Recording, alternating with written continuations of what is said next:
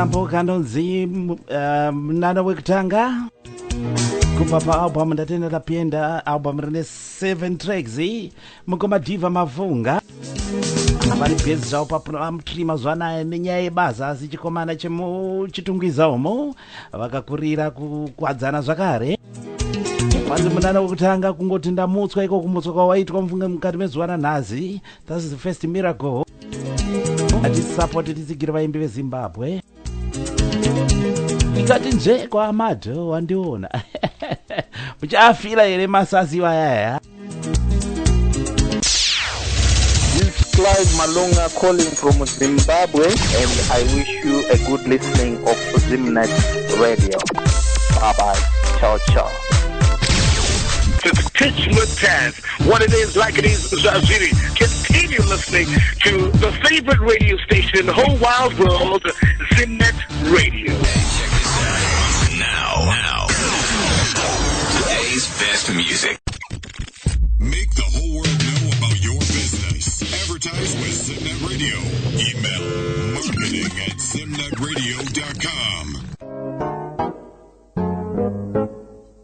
takamba takatsika ipapo takaita press on. Rega ndidedze chikomana chepamutoko apa. Tatenda Chief Pinches wakaburitsa album inonzi Rumbidzo Kumuridzi. Yakatakura 6 tracks. Chikomana ichi chinomira chiri muGreencroft umo. Kumaraini kwake kuGlenview uko. Rega nditore kambo kanonzi Saina. Tinzwe kuti vari kuda kusaina zvipi konde. Inyaya yeko iri kuda kunzi isainirwe papapa.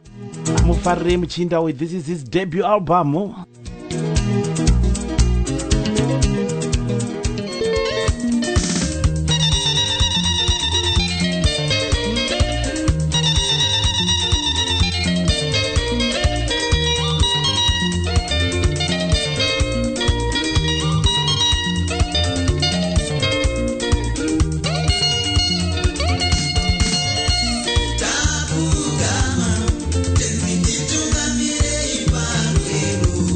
Shut up.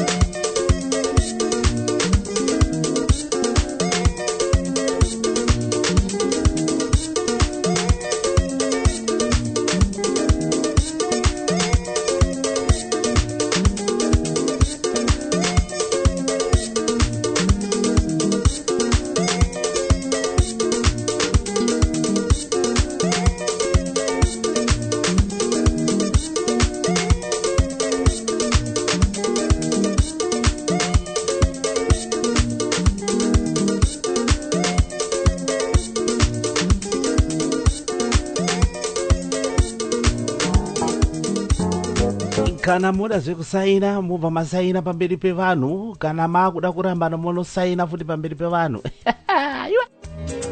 komana zidzimba idzika idzi tafunga kuti tipinde musvitsa